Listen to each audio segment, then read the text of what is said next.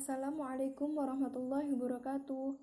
Pada video kali ini, kami dari kelompok 2 akan menjelaskan mengenai uji normalitas dengan uji Lilliefors. Anggota kelompok kami yang pertama, Laili Faiza Ulfa, Feni Amaida, Linta Afida, Safrida Ainu, Laili Maskuriah, Putri Siwi, dan Emilia. Untuk pembahasannya, yang pertama ada uji normalitas dengan uji Lilliefors. Yang kedua, tabel nilai kritis untuk uji Lilliefors. Selanjutnya, penyelesaian secara manual, penyelesaian dengan SPSS, dan contoh soal. Pembahasan pertama yaitu uji normalitas dengan uji Lilliefors. Uji Lilliefors digunakan untuk menguji normalitas data tunggal, data interval atau rasio. Uji Lilliefors bisa digunakan untuk ukuran sampel N kecil maupun besar. Biasanya uji Lilliefors banyak digunakan dalam dunia pendidikan. Uji Lilliefors merupakan penyempurnaan dari uji Kolmogorov-Smirnov untuk sampel kecil. Nah, selanjutnya yaitu tabel nilai kritis. L untuk uji Lilliefors. Ini tabelnya. Di sini ukuran sampelnya N-nya mulai dari 4 sampai 30. Nah, taraf nyata atau signifikansinya bisa dilihat di tabel ini. Nah, di sini penyelesaian secara manual. Contoh, berikut data dari 30 responden. Ujilah normalitasnya dengan menggunakan uji Lilliefors dengan taraf signifikansi 5%. Penyelesaian secara manual.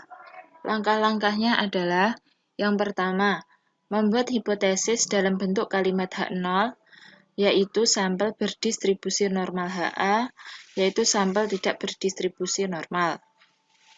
Yang kedua adalah menentukan taraf signifikansi.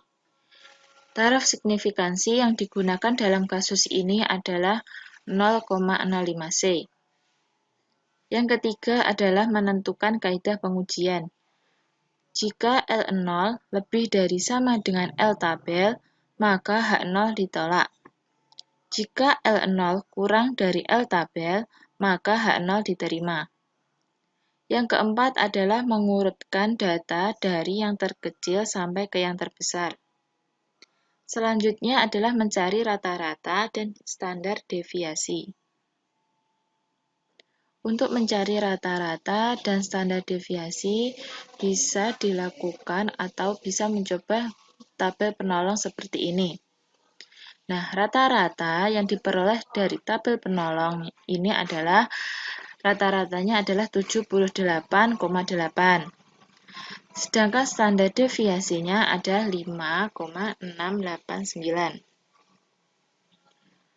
Untuk menghitung skor baku dengan rumus ZI sama dengan XI min X per S. Untuk baris pertama bisa menggunakan rumus ZI sama dengan XI min X per S. Nah, untuk baris kedua sampai dengan ke-16 dicari dengan cara yang sama. Selanjutnya adalah menghitung peluang F dalam kurung ZI sama dengan P dalam kurung Z kurang dari ZI dari tabel distribusi normal baku. Untuk baris pertama, untuk nilai ZI-nya adalah min 2,07. Diperoleh dari nilai F dalam kurung ZI sama dengan 0,019 dari tabel distribusi normal baku atau dengan menggunakan Microsoft Excel dengan formula sama dengan normdis buka kurung XI titik koma rata-rata titik koma standar deviasi titik koma ZI tutup kurung. Untuk baris kedua sampai ke-16 dicari dengan cara yang sama. Selanjutnya yaitu poin H, yaitu menghitung proporsi skor Zn kurang dari sama dengan Zi yang dinyatakan dengan SZI sama dengan F kumulatif per N. Untuk baris pertama yaitu SZI sama dengan F kumulatif per N sama dengan 1/30 sama dengan 0,033. Untuk baris kedua sampai ke 16 dicari dengan cara yang sama. Untuk poin I, menghitung FZI dikurangi SZI, kemudian ambil harga terbesar atau R0. Untuk baris pertama yaitu dengan cara ini. Untuk baris kedua sampai ke 16 dicari dengan cara yang sama. Kemudian ada tabel 7.8 atau tabel penolong uji normalitas dengan uji Lilliefors. Seperti ini tabelnya, dapat dilihat di PPT. Kemudian poin J, menentukan L-label. Nilai L-label dapat dihitung pada tabel 6.1, yaitu dengan ukuran N sama dengan 30 dan alfa sama dengan 0,05, diperoleh L-tabel sama dengan 0,161. Untuk poin K, membandingkan L0 dengan L-tabel. Dari hasil perhitungan, ternyata L0 sama dengan 0,085 kurang dari L-tabel sama dengan 0,161. Nah, sehingga H0 diterima. Untuk poin L, membuat kesimpulan. Sampel berdistribusi normal.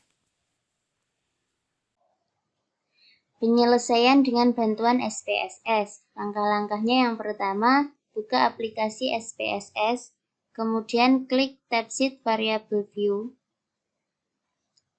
Baris pertama pada kolom name isikan responden, kolom desimal ganti dengan 0, kolom measure ganti dengan nominal. Baris kedua pada kolom name isikan data, kolom desimal ganti dengan 0, kolom measure ganti ke ordinal. Selanjutnya isikan data pada data view. Jadi semua data dimasukkan ke data view seperti ini. Selanjutnya masuk ke pengolahan data. Pilih analis, lalu descriptive statistik, explore. Masukkan data pada dependent list. Data. Pada menu display, pilih plot. Plot display. Klik plots. Pada menu box plots, pilih none. Plots, block plots, pilih none. Selanjutnya descriptive, pilih stem and leaf dan histogram. Centang normally plots with test. Pada menu spread based level with definite test, pilih none lalu ketik continue.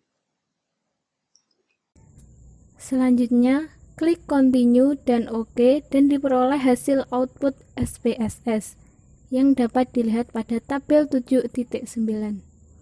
Interpretasi dari tabel 7.9 diperoleh nilai L hitung sama dengan 0,148 lebih besar dari L tabel sama dengan 0,161 dan nilai SIG sama dengan 0,092 lebih kecil 0,05 sehingga H0 diterima atau data berdistribusi normal.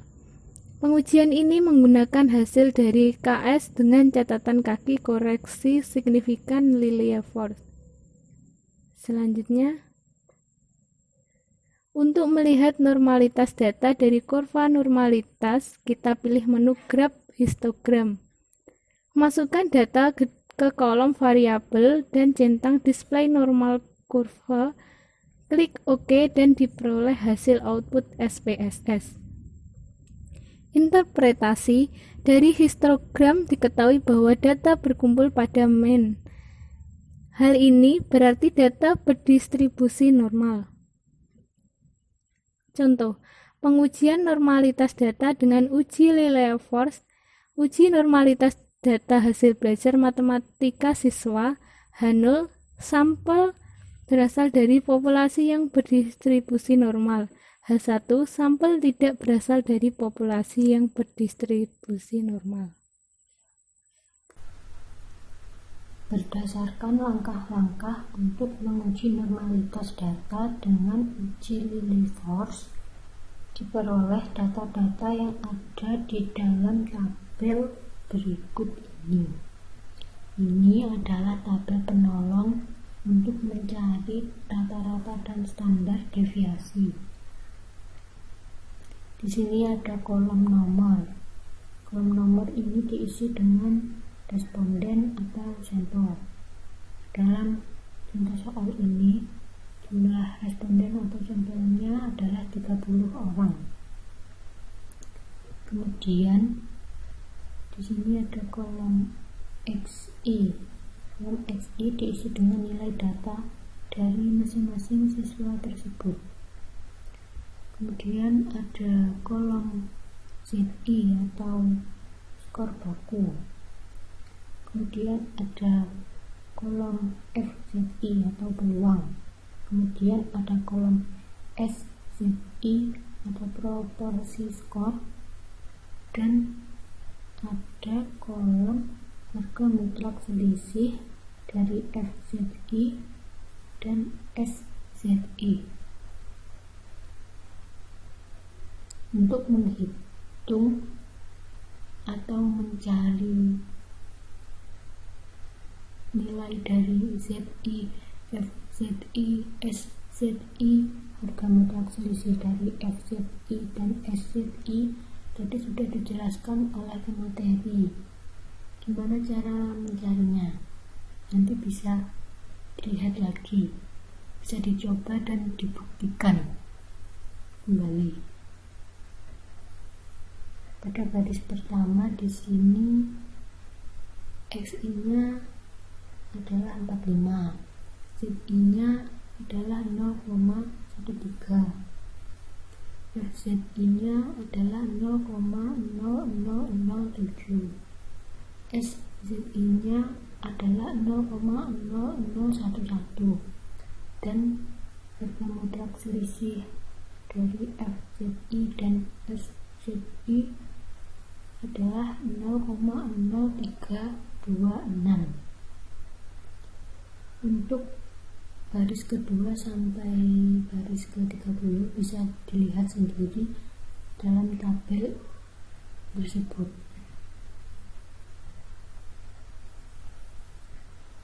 Selanjutnya mencari rata-rata dan standar deviasi.